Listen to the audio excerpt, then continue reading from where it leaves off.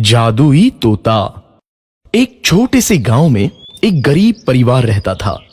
उस परिवार में रामू और उसकी बीवी सीता उसके बेटे चिंटू के साथ रहते थे। उसी गांव में एक तोता भी रहता था। उसका नाम था रघु। वो किस्मत का धनी था। जहां भी जाता वहां किसी भी चीज की कमी नहीं पड़ती थी। एक दिन रघु उड़ते उड़ते उस गरीब परिवार के घर गया। रघु सोचता है, अरे वाह, लगता है यहाँ आज बहुत अच्छा खाना मिलेगा। मैं पेट भर के खाऊंगा। वो एक कटोरी में रखे अमरूद देखता है। अरे वाह, अमरूद, मुझे तो ये बहुत पसंद है। मैं तो इसे पेट भर के खाऊंगा। रघु तोता अमरूद खाने ही लगता है। तभी सीता रघु को अमरूद खाते देखती है तो गुस्सा हो जाती है और उसे वहां से भगा देती है। भाग यहाँ से, न जाने कहां से आ जाते हैं। मैं तो परेशान हो गई हूं इनसे। सीता के भगाने के बाद रघु चुपचाप से एक कोने में रहता है। धीरे धीरे उस परिवार की बरकत होने लगती है। एक दिन रामू और सीता खाना खाते वक्त बातें करते हैं। आजकल हमारी बहुत तरक्की हो रही है, काम भी अच्छा चल रहा है। रामू कहता है। इस पर सीता कहती है, सच कहा, भगवान हमेशा ऐसे ही हम पर मेहरबान रहे।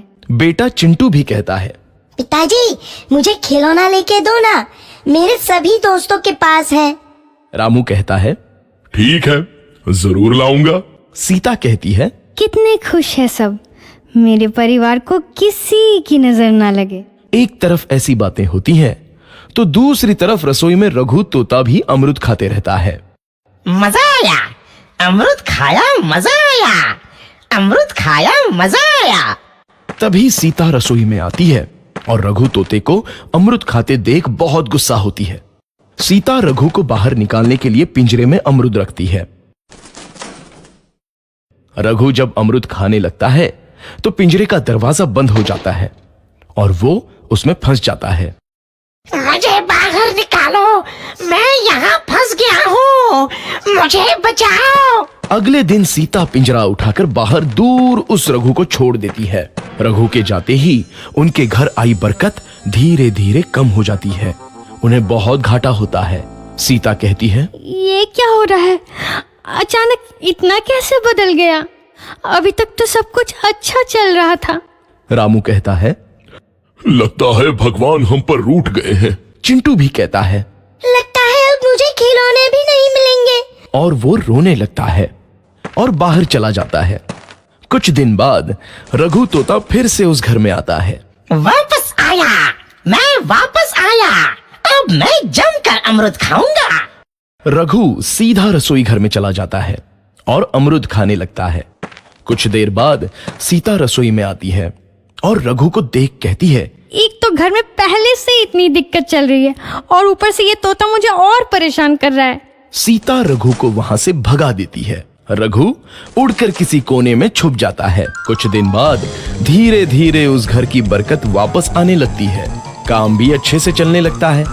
एक रात जब रघु तोता अमरूद खाने जाता है तो पिंजरे में फंस जाता है। ये लोग आखिर चाहते क्या हैं? एक तोते को शांति से अमरूद खाने क्यों नहीं देते? मैं कौन सा चोरी कर रहा हूँ? बस अमरूद ही तो खा रहा हूँ। तभी रामू वहां आता है और पिंजरे में रघु तोते को देख उसे बाहर छोड़ देता है। ये तोता भी कितना जिद्दी है, बार बार वापस आ जाता है। जैसे ही रामू रघु को छोड़ देता है, अगले दिन से फिर से उनके घर की बरकत जाने लगती है। काम में घाटा होता है। किसी को समझ नहीं आ रहा था कि ऐसा क्यों हो रहा है। रघु तोता घर आता है तो अचानक बरकत आती है और जब रघु तोता को बाहर निकालते हैं तो बरकत चली जाती है। एक दिन सीता रघु तोते के घर आने और बाहर जाने की स्थिति पर नजर रखती है। ये तोता जब भी घर आता है तो घर में बरकत आती है और जैसे ही ये घर से बाहर जाता है तो उसी के साथ बरकत भी चली जाती है। कहीं ये जादुई तोता तो नहीं है? अगली बार जब ये तोता घर आएगा तो मैं इसे कहीं नहीं जाने दूंगी। सीता रघु का बहुत इंतजार करती है, लेकिन रघु तोता दोबारा उस घर में कभी नहीं आता।